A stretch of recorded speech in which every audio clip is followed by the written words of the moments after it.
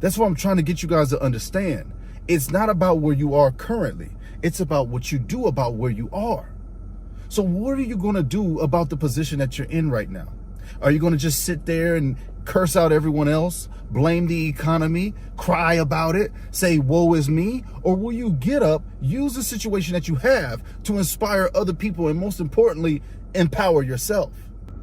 This is how a 1999 Toyota Camry sparked my entire financial journey. I mean, I was always into doing better with money. I was always into numbers and finances. But I think during that period of time where I was driving this beautiful, ancient piece of machinery, it just really spoke to me. It really sent me down a path of reflection.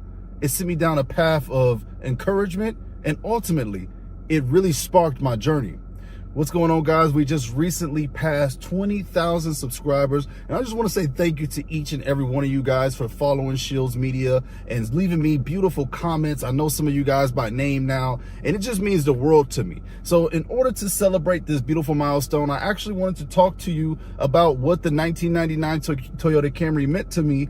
Sometimes you are not defined by your circumstances. To heck with circumstances, you create opportunities. Sometimes I feel like we're really hard on ourselves when it comes to the cars that we drive, our financial situation, and the way that we spend money. But you know, it's not how you start, it's how you finish. And I was able to draw so many life lessons from, humbling myself, being in the position where I only had that car to drive. So it taught me survival skills. It taught me skills about life. It taught me things about life. It taught me that, hey, I'm still going to get to work regardless of if I'm driving a beater or not. They're just four wheels and a motor. That's really where that mindset developed and came from. Having that vehicle taught me self-sufficiency as well.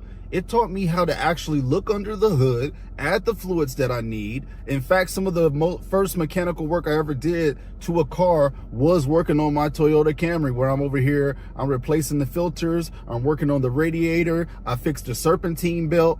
I did all of that stuff for the first time because I had to learn a survival skill. It forced me to learn a skill. Nowadays with cars, they're so electrical that even mechanics are having trouble trying to get inside these vehicles and work on these vehicles.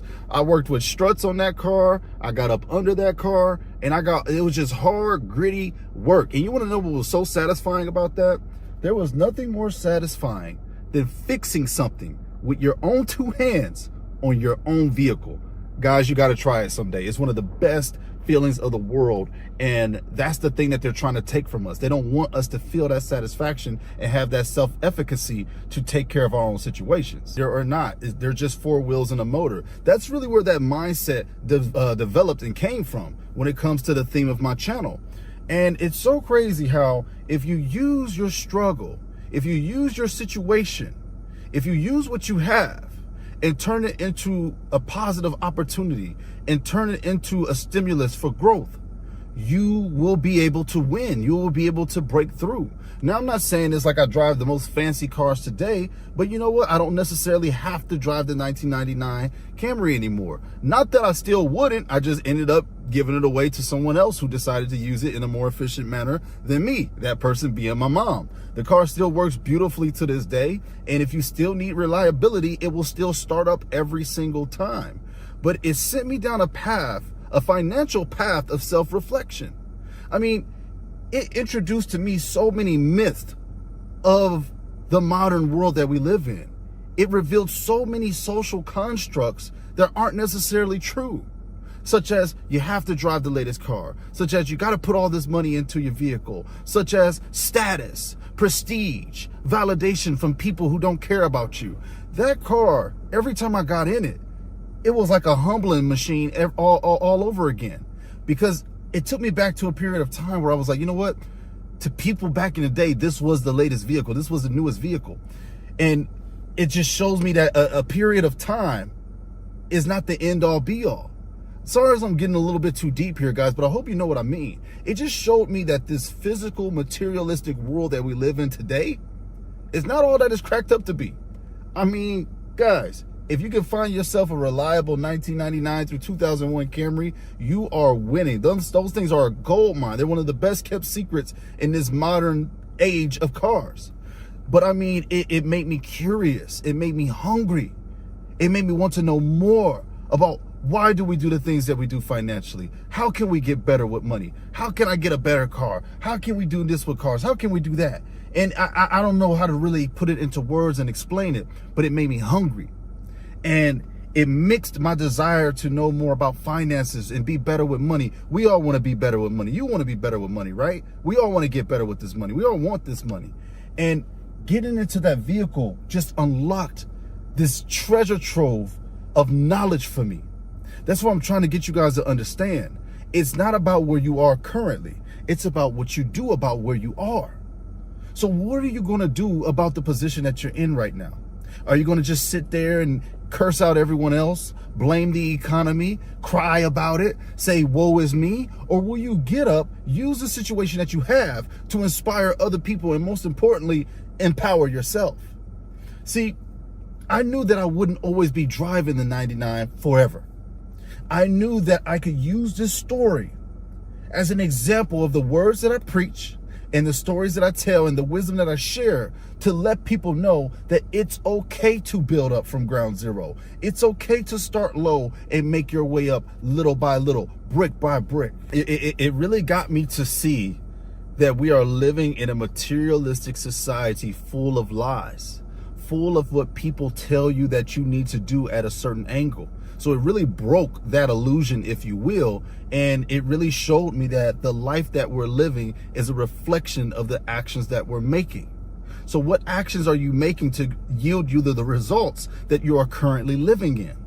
See, and once I started to understand that, y'all, things started to take off. It led me toward more financial books. It led me toward more financial literacy, because while I do love that vehicle, I wanted to get to other places in a way where I didn't compromise my own values. So it taught me the meaning of cash. It taught me how to stay out of debt. It just taught me so many things about money that if you listen to society, you would have never learned. So it's funny how our circumstances can define us in the negative way and in the positive way. Because I'm serious, if it wasn't for me driving that vehicle as much as I was, I would have never saved up the amount of money I had. I would have never learned about money the way that I am. And most importantly, I would have really never started my YouTube journey. See, I wanted to share my current circumstances because I got tired of seeing folk always talk about the Ferraris. I got tired of seeing folks always talking about, you know, the Bugattis and the Mercedes and all of these other things. I wanted to represent the common man or woman who are driving regular everyday vehicles and can still win with the situations that they have. That was one of my main inspirations for uploading that now super famous video about why I drive a 27-year-old car. I wanted it to serve as an inspiration. And what have you guys been seeing ever since I uploaded that video? Progressively, I have been, first of all, I've been keeping my word. Everything I've been talking about, it's been happening. So that's why I keep telling you guys, hopefully one day we get to 100K subscribers. I really feel like it's going to happen because I feel like the work that we're doing here on the channel is going generational. It's helping people all over the world. And I know that I'm doing a special mission right now. You know, I'm not going to let the low views or anything discourage me. I know that what I'm doing right now, God set me to do. So thank y'all all for rocking with me, man. Thank y'all all for making this channel into what will be an empire, because I'm hungry. I'm hungry for this game. I'm hungry to teach people about the financial literacy that I didn't get to get when I was growing up. And we're going to continue the journey. And don't let your current situation tell you that you can't be more. Because this channel was dead, guys. It was dead. I was doing nothing with this channel. And God planted that seed in me to share my story because he knew it would impact so many people. He knew it would touch a lot of folks. And he knew it would eventually create something to where, as now that man who was driving that 99 Camry is now helping thousands of folks every day. Thank you, God. So thank y'all for 20,000. This is just the beginning. Run the numbers up and hit the subscribe button if you are encouraged or inspired by this journey and by this goal. And let me know what type of car you drive or what you had to do in order to get to where you are right now. God bless y'all. Peace.